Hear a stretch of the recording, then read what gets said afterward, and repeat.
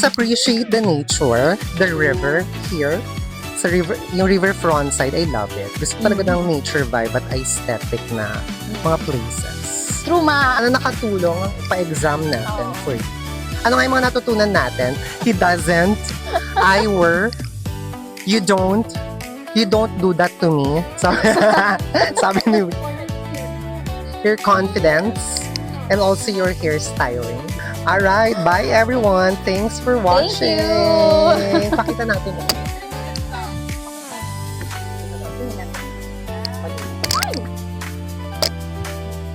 Ang ganda naman ang ganda. Madahan-dahan mo lang, ma. Kasi maano yung mata ng viewer. Dapat dahan-dahan lang. Yan, i-cut-cut mo na. Lakad